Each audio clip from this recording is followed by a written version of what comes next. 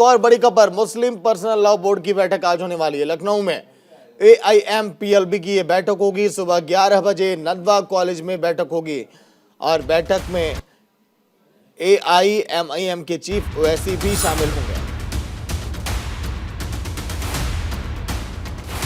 अरशद बदनी और कई सदस्य भी शामिल होंगे। प्लेसेस ऑफ वर्शिप एक्ट पर भी चर्चा हो सकती है। लखनऊ में आज all India Muslim personal law board की बैठक, ज्ञानवापी, समान नागरिक संहिता और धर्म परिवर्तन जैसे मुद्दों पर बैठक में चर्चा।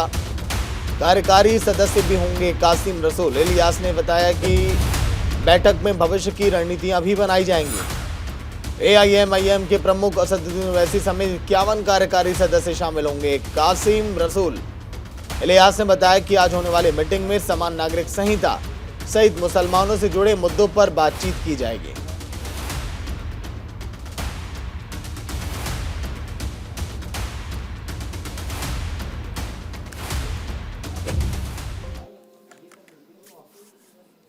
तो हमारे सहयोगी विवेक तिवारी फिलहाल लाइव जुड़ गए पूरी जानकारी के साथ। विवेक, कितनी देर में बैठक होने वाली है और मुस्लिम पर्सनल लॉ बोर्ड की बैठक में क्या कुछ खास होगा आज के दिन? देखिए, बैठक पहले 10 बजे से शुरू होने वाली थी, लेकिन अब उसका टाइम थोड़ा सा बढ़ाया गया है। 11 बजे ये नदवा कॉलेज में शुरू होगी। जहां तक असदुद्दीन ओवैसी का सवाल है, उनके आने का कंफर्मेशन नहीं है।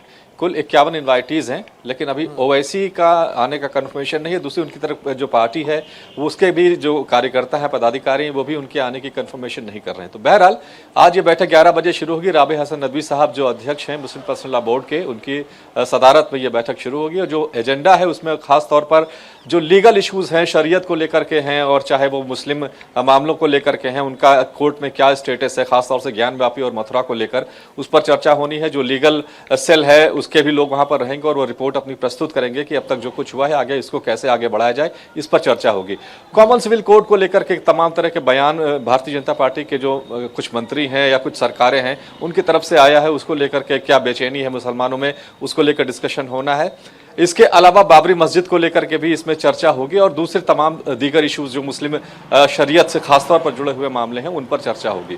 तो महत्वपूर्ण बैठक है और 2-2:30 बजे तक ये बैठक चलेगी और उसके बाद फिर मीडिया को बताया जाएगा कि बैठक में क्या कुछ हुआ है।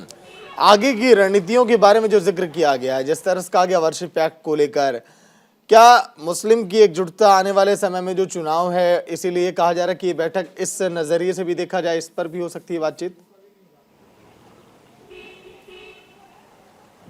देखिए, इलेक्शन की जो पॉलिटिक्स है उससे मुस्लिम पर्सनल लॉ बोर्ड का सीधे तौर पर कोई लेना देना नहीं होता है, तो कोई पॉलिटिकल बात इसमें नहीं होगी।